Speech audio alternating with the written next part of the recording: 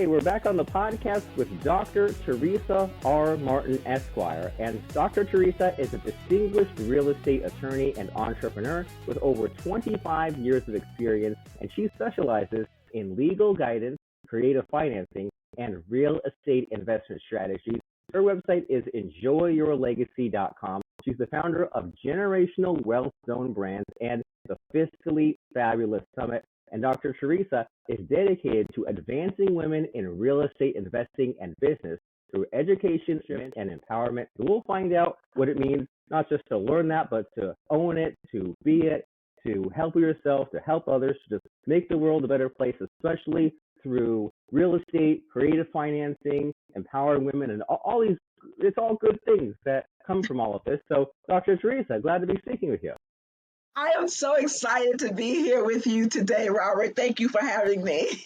And I'm glad to have you. And, you know, they say something about there's like introverts and extroverts, right? And they say that like extroverts get energy from others, and then introverts, like they lose energy hanging around others. And I think I'm like a introvert or extrovert or something, because it depends on the person, right? Sometimes some people just drain my energy, but right off the bat, we've met a few times, you're a current client, and even just this couple minutes, I know we're going to get excited about the future possibilities, money, building a legacy, real estate, and so much more. So I'm excited to get into it as well. So tell me in your own words, like, what are you up to? We did a little bit of the bio, but in your own words, like, what's your focus and passion all about? My passion is really building generational wealth, breaking the chains of generational poverty, whatever that means, right? Because everybody talks about wealth. Wealth for different people means different things. Most people think about it as money. My whole concept of wealth is the wealth of family, the wealth of enjoyment, being able to meet your expenses when they become due, things of that sort, so that you can like have more time freedom, which is what it is to me. So I get super excited when I'm talking about wealth with different people and how we can actually do that. So my heartstring is women.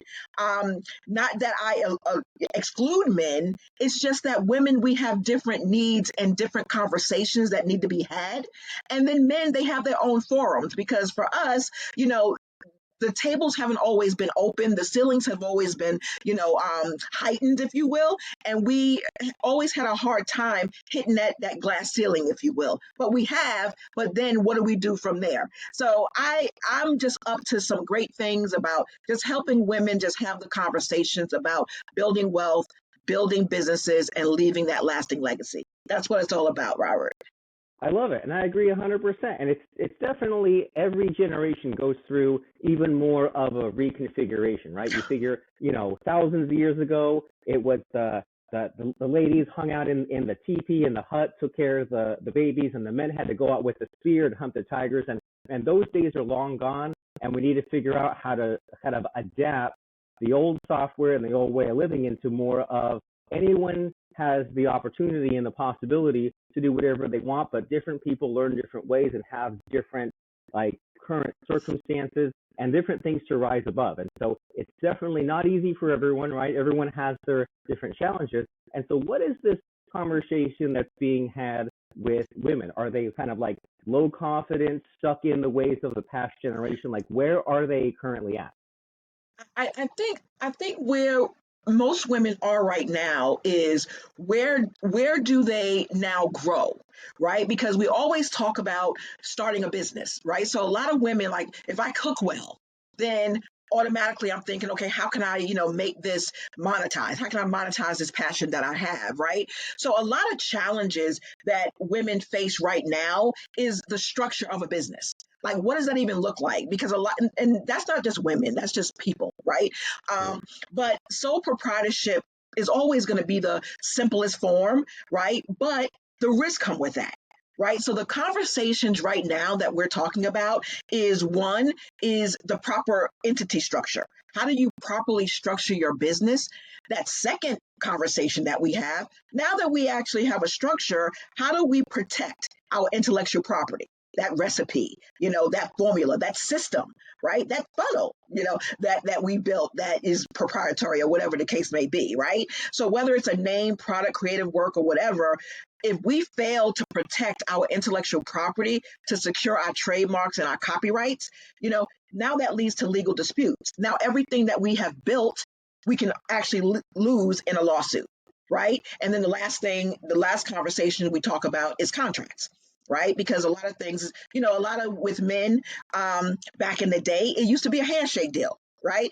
Right now, it's got to be contracts, because if it's not written on those the four walls of that paper, then it doesn't exist. Right. So talking about, how we have to, really struggle and overcome the need to want to do verbal agreements and handshake deals. We really need to formalize everything that we do into legal agreements, because if we don't, that can lead us to financial losses and, most importantly, misunderstandings, right? So that's the conversation that we're having in our Fiscally Fabulous, um, forums and workshops and retreats and things of that sort. The conversation is around those three things because it's so important and it's the foundation of all business.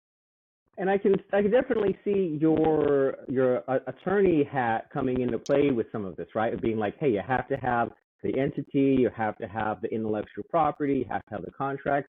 And you know what? And as you're explaining this, it feels like, well, we all have some degree of like following the rules, and then some degree of defying the system. And it seems like if you're not careful with that, then you might become a gang member, a drug dealer, a criminal. But if we harness these things properly, then we can say, hey, I don't like my 9-to-5 career. I want to do something better. And then there's the resistance in that middle part of saying, well, and someone like you would say, well, you have to have a real business in place. You have to have the LLC, or you have to have the bank account. You have to kind of do all these different things that maybe people resist because they say, well, I don't fit in a box. I want to kind of go off my own. And it's like, well, there's the path to success, right? And you can kind of harness your wildfire and your creativity, and you say, well, you set up these things properly, you make sure that you're protected, and then when it comes time to the outreach, the networking, the phone calls, the podcasting, then you can like properly focus that, and it can end up being even better. And so when you have some of these conversations, right, you say you have to have this. Do people get overwhelmed, or is there resistance at first to some of these like additional hurdles that they have to go through? It's always, and Rod, I'm so glad you mentioned that, because you talked about like the gangster mentality, right? Because my thing is, if you want to be a real gangster and you want to be a real rebellion against the system, then that's why you need an entity. Right, because the bottom line is, when you're going at it alone, you are alone. You make one mishap, okay, and they can take everything, your cars, your houses, your children's college fund, all kinds of things that you have built up, that can be taken away because you're going alone, right? But when you have the entity, that armor around you that kind of shields you from that type of liability, that's what the gangster mentality is, right? What I've built, you're not going to take. Right. And so that's why I tell people, it really is a lot that you think you have to overcome to get in have your entity set up right. But guess what? Is it worth it? Is it worth it to build everything and then have one lawsuit wipe you out? Or is it worth it to just go and do these extra things that you need to do, which is not a lot? Okay. If do these extra things, a bank account, getting the entity set up, making sure that you're filing your tax returns on time. These are things that you should be doing anyway. But if you do these little things, now you're set up as a business. Now you don't have to use your own money. You can use the famous term OPM, other people's money, which is getting bank finances, getting business credit cards and things of that sort, so that you can now leverage these things as you're now building your wealth cycle in your business. Right? Because my thing is, one of the things that I tell everyone that they need to do is focus on what's your revenue goal, right? So if your revenue goal is 100K, how much taxes do you think you're going to be paying if you're not in an entity, right? And so how much do you think you're going to pocket? Right? Because that old saying is not how much you make, it's how much you keep. Yeah. So when you're setting yourself up for success, you need to make sure you're thinking about the long game and not the short game. Right. So you have cash-based businesses like, barbershops and, maybe some hairdressers and, things of that sort. The whole concept of it is, when you want to grow, when you go to get money, what are you going to be showing?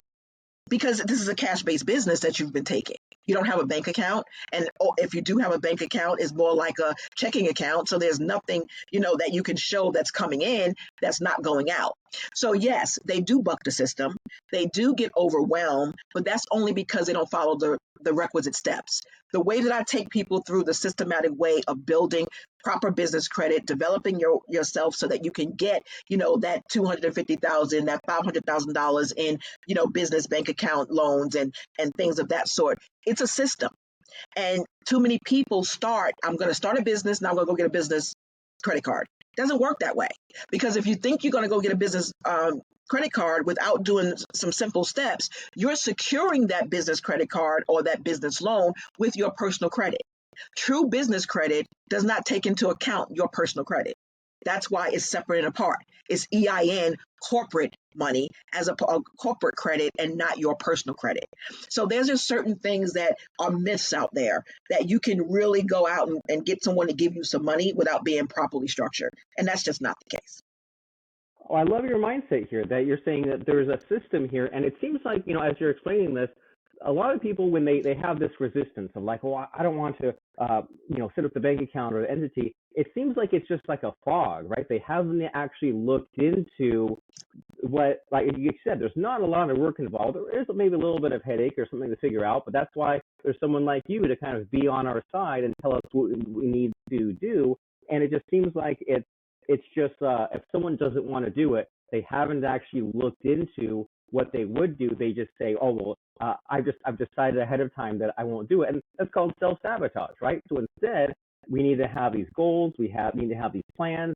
Something that blew me away a few months ago here, Teresa, is learning that only 3% of the population have written goals. That's crazy, ridiculous, right? Yeah. Why wouldn't you write that down if you want to be someone who actually is successful, provides for your family, has a legacy, all of these different things? So you're saying that there's probably like a few different paths, right? There's these bad paths where maybe you lose everything, there's a lawsuit, or you don't pay your taxes properly, all that's bad. But there's a few positive paths to success where the money is separate. It's corporate money. You can get the financing. You can basically make things a lot easier on yourself and go from almost certainly guaranteed to fail to have a much, much better chance of success. So I'm really curious about the types of businesses and the types of people that you help, because every business, every person is different. I know that you're big on real estate, but like what kind of like areas, niches of kind of these women do you empower? Well, most is coaches and consultants, right? So people who coach other people, they have had success in their industry, whether it's corporate, now they're coming out to teach other people how to climb that corporate ladder, what have you. Life coaches, real estate coaches, or just business coaches, CPAs and other attorneys. So those are kind of like the service-based businesses that I help, but majority of the clients are in that real estate space. So they are business owners who wish to diversify into real estate because real estate is a path of wealth, right? So they want to throw off some of their profits and get some real estate investments, right?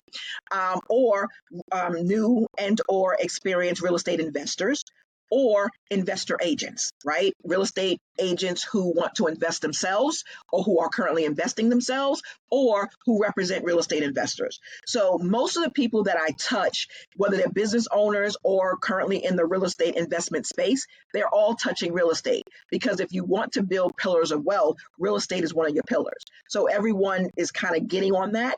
But my real estate portfolios and what I help people do is doing something more passive, which is more paper real estate, right? Tax liens, tax deeds, mortgage notes, things of that sort. Learning to be the bank as opposed to buying physical property and dealing with tenants, toilets, and trash, right? We don't deal with that. So it's just a different mindset on. You still do your business, but you want to throw some of those profits into, some aspects of alternative real estate while it grows, while you still do what you do. So that's what, my world of real estate looks like and who I service. Well, awesome. And I love this money mindset. And you hear about this a lot. And I have to admit, it took me like way too many years for me to understand that like money is kind of a beast, right? It's kind of like a living, breathing, growing thing. And you can choose to either let it kind of like attack you, or you can be someone that works with it. And you hear stories all the time about people that they make money, but then they just get destroyed on taxes. And then the other people that they kind of do what you're saying is maybe they're in like, doctor, dentist, some other kind of profession, and then they park their money in real estate, and then they kind of cash flow that in some way, and then that becomes something that maybe in the short in the short term it's less, but in the long term it kind of works for them, and it gives them a little bit of a break in the tax situation, whatever their personal setup is. But then it just seems like it's a little bit more of having to be organized and be on the ball, but in the long term it's actually like making your money work for you, which is what we want, which is a really good thing. And so you deal with these people in all kinds of walks of life, you said, right? Life coaches, service providers. And it's always interesting to look at the do's and don'ts, or the people that kind of don't really have it dialed in versus the do. And as far as like service providers, I'm always impressed when a service provider is really on the ball. They answer the phone, they call back right away. I'm always impressed when someone kind of like is big on the outreach and the publicity and making the phone calls like we're doing here on the podcast. But like, what have you seen? Is there like one or two success factors that really excite you, that you say, well, if someone doesn't do this, they're not doing so well, but if they do this, that is someone I want in my corner? Any ideas about the success factors? Active participation, like you just mentioned. I mean, that is key. A lot of times, what happens is when people are in business, they tend to throw off some of the work to a VA or some other type of assistant without first going through the process themselves, right? They start delegating too early, right? So they don't want to get on the phone. Right. So people call and they're going to, get their assistant, and then the assistant is taking the calls for them or what have you. I think that that's a little bit too premature, because first you got to take the calls. You got to know what people are asking, what they're wanting, and things of that sort, so that you can draw out your SOP, so that you can properly train someone to take over, answering the phones for you, and then giving the right responses, and then deciding where to funnel that person, right? So maybe everyone doesn't get to talk to you in the long run later on, but in the beginning, everyone should be talking to you because they're buying you. They don't know your company yet, unless you're a dynamic marketer, right? And they just know your business before they know you. But truly, as a smaller entrepreneur, you're playing a big boys game, as opposed to now bringing it back home. And what I liked about what you said before about the money mindset, I always tell people your money is your silent partner, if you will, right? Because money has to work. So if it's sitting in the bank and it's not working, it's not working, right? So your money needs to wake up every day and go out and do what it does and come back and bring some friends called profits. That's money's job. Money is supposed to be working. So if money is sitting there stagnant, then it's not doing its job, right? So that's why hoarding money never works. That, all these things never work. So you have to have the money mindset in order for you to be able to grow your business, your lifestyle, what have you. And then the last thing that I will say, as far as what I see in a success model, what entrepreneurs do is, in addition to answering their own phones and doing things, initially, it's training people to have what they have. My thing is, I do not win unless you win.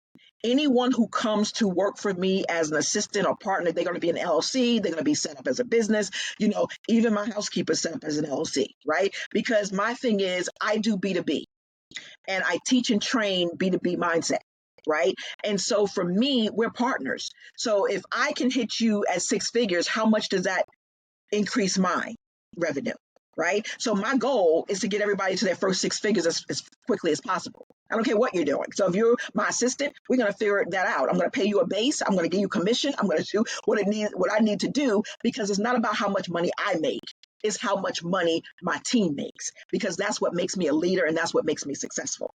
So having a leadership mindset as well as a do it first mindset, that is, in my opinion, what sets up a great entrepreneur, a great business owner, and it sets them up for the long haul, because they're going to be around a long time, because they're doing the right things, because readers are leaders, right? And when you read about all these great people and what they're doing in their business and how they help other people, That's what it's about. It's about other people. And I am anointed to help people. And by helping people is how I get, my gems, my treasures, and things of that sort. So that's what successful entrepreneurship means to me and what successful business owners do. Very nice. So leadership and do it yourself first.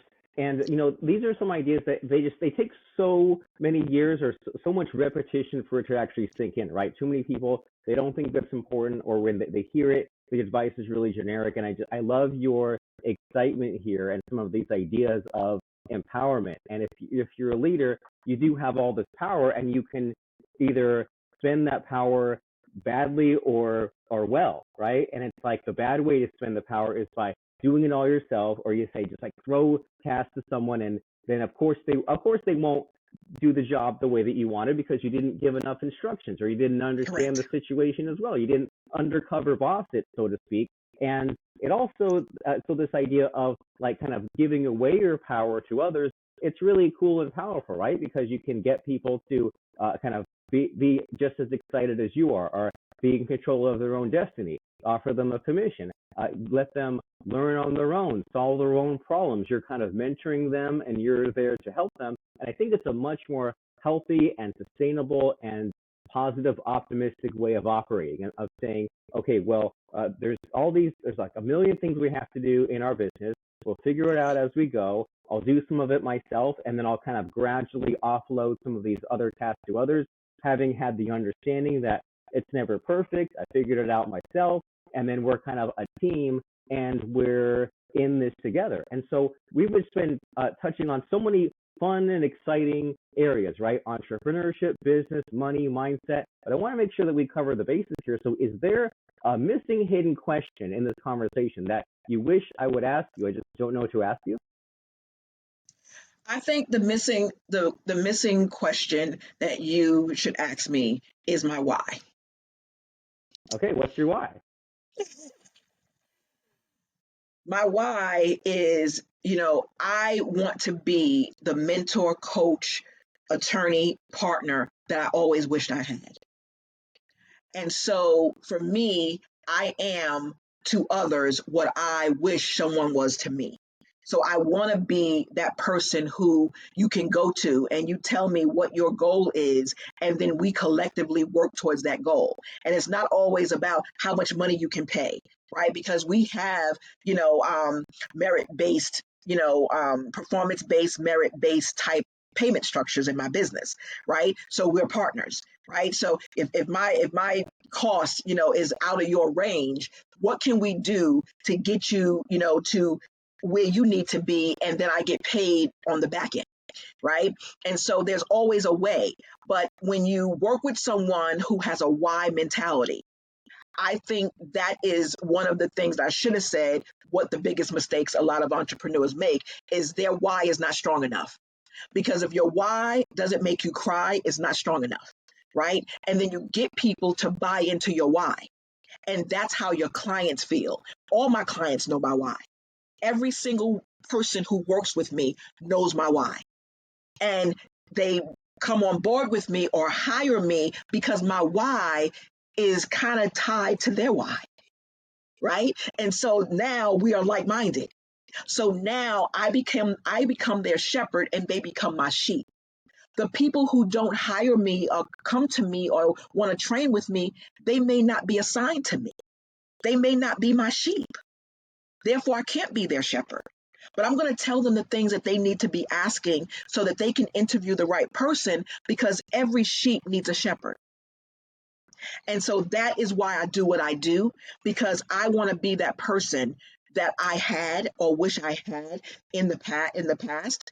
And now I have those mentors in my life, right? Because I developed them because I told them exactly what I want, right? And so now I can now get trained, and then I can train. And now we continue that whole thing, because my goal is to create 5,000 millionaires in the next 5 years. Okay. I can only do that with a team. I can't do it by myself. So I need everyone to buy into my why, own it. And now they become it, and now they pass it on, because that's how generational wealth is created in my world, right? So that's why I do what I do. And I'm so glad you asked me my why. All right, and I'm so glad that you told me to ask you your why, and that's very powerful. And there's so much built into that, right? That too many people just drift through life if they're not careful, right? You end up at old age, retirement, and you say, "What did I even do? I went to a job, clocked in, clocked out, threw money away renting instead of owning, and had nothing to show for it." We don't want that. That's too scary. And so you're saying that a better path to success here is to figure out what that huge goal is, right? Figure out what your version of the making 5,000 millionaires in 5 years is. And that way, once you know what that mission is, then you say, okay, well, now I know if I'm on track or not. And now I know that I need a support system. I need people to help me get there.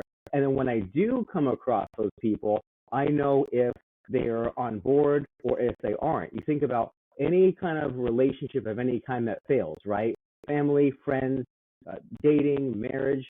It fails when the partners don't have a similar goal, right? They want different things. They say drifting apart, but it's underrated to talk about that as far as your business, your team, your employees. They need to be on board with what you want as well. Otherwise, it'll be dysfunctional, it'll be toxic, you won't have fun, you'll wonder why it's an uphill battle, versus if everyone's kind of pulling the rope in the same direction, so to speak, then that's what you want, and that's interesting, and that's powerful. And even as you're kind of explaining this idea of kind of getting everyone communicating and solving problems, you think about kind of circling back to, we were saying, like, there's men and there's women, right? And you kind of help the women, and it's like the stereotype for men is, if a man comes, not always, but if a man comes to you with a problem, the man just wants it solved, right? Oh, here's what you should do.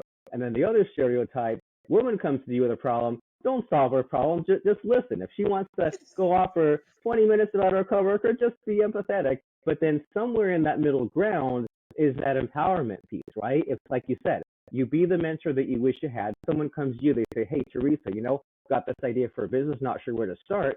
You're kind of in between. You're not necessarily telling them what to do. You're not solving the problem, and you're also listening, but you're not just being completely passive. And that's kind of interesting, exciting, right? There's some nuance to that, of like being a helpful person, but also not being too pushy. And it seems like for many of us, that's a lifelong kind of thing to always be navigating, right? Of always being attentive. You mentioned earlier about being present and being proactive, and that's what we want. And it seems like if we struggle with that, then maybe we're hanging around the wrong people, right? It's like we've all had those bad family members who they make fun of us, right? We've had those other friends who they kind of sabotage your dreams because they don't want you to improve while they stay the same. And so maybe we need new friends, such as yourself, Dr. Teresa, and your Fiscally Fabulous kind of group and associates there. And so how can we do that? How do we find out more about you, get in touch, join your group? Was there some next steps there? I think the first thing is, let's get on a call and have a conversation. So you just go to my enjoyyourlegacy.com website and let's just have a conversation and find out, where you are. Like I said, there are places for men. We have a mentor group that's just for men, but the Fiscally Fabulous is for the ladies, right? And so just get on that call with me. Let's have a conversation. Let's find out, how I can help, how I can serve, because I'm a servant leader first. And let's just have that, initial conversation. And if I can be of service and refer you to someone else, I will be happy to do that, because for me, that's what we have to do. We're all connected. All our little fingers and hands and things of that sort. I told people, if you think that your baby toe is not important, try cutting that baby toe off. That helps you to balance, right? So we're all connected at some point, right? And so I just say that first step would be to, reach out to me, go to enjoyyourlegacy.com website. Let's schedule, a call and let's just get the conversation started, because everything starts with a conversation. All right, so enjoyyourlegacy.com. There's a phone number there right at the top. There's a chat box. There's no excuse. You say, hey, Dr. Teresa, I heard you on the podcast with Robert Plank. I want to have this conversation. And it's amazing, Teresa, how so few people actually reach out. And it's so easy. And you're willing to meet with them for free, but it's so easy to make excuses. And it's time to rise above that, right? You've been making excuses your whole life. You keep making excuses, you'll have more of the same. But if you say, you know what, I finally had enough. It's time to be brave. It's time to be courageous. I need to reach out. And it might be a little awkward, right? It might be awkward for someone to say, hey, I haven't really verbalized my problem in this way. Maybe I was kind of vague. I talked to myself. I talked to friends. But now you're speaking with a problem solver, and Teresa will say, hey, like, I'm with you. I'm on board with you. Let me help you out. There's no downside to having this conversation, except for a little bit of like social anxiety. But in this day and age of hiding behind the smartphones and social media, we could all use to push ourselves out of our comfort zone just a little bit. And heck, the very worst case scenario is that you have this excellent conversation with Dr. Teresa, you get some ideas, and you part ways. Maybe you never see each other again. But a better possible case is that you make a friend in Dr. Teresa. Maybe her group sounds great to you, and you have nothing to lose, everything to gain by checking out enjoyyourlegacy.com. Look around, see what you learn, but don't just leave it there. Don't just learn some facts and figures. Have this conversation with Dr. Teresa Martin Esquire about the fiscally fabulous lifestyle that you deserve, that you can and should have. So enjoyyourlegacy.com is the place to go. We'll see you there. And so Dr. Teresa, it's the scary part of the show here where I put you on the spot a little bit and ask for a fun quote or lesson that has served you in life and business that you can pass on to us. So what comes to mind to help us out with a fun quote or lesson? A fun quote. Okay, I will say what I always say is that revenue, these are for my business owners, revenue feeds your ego, but profits feed your family. So if you're in business, you want to focus on your profits and not necessarily your revenue. That would be my quote that I live by. That's what I would love all business owners to live by. And that's what I said. I'm sticking to it, and you can't change my mind. Put that on a t-shirt. It's about how much you make. Well, very nice. So if this interests you and excites you that there is a better path, especially with the help of others, go to enjoyyourlegacy.com and start that conversation with Dr. Teresa. You'll be glad you did. And Dr. Teresa, it's been such a blast speaking with you. I'm glad that you came, and you have yourself a wonderful day, week, and month. Thank you so very much. It's been a pleasure. Thank you all. And I look forward to everyone enjoying their legacy.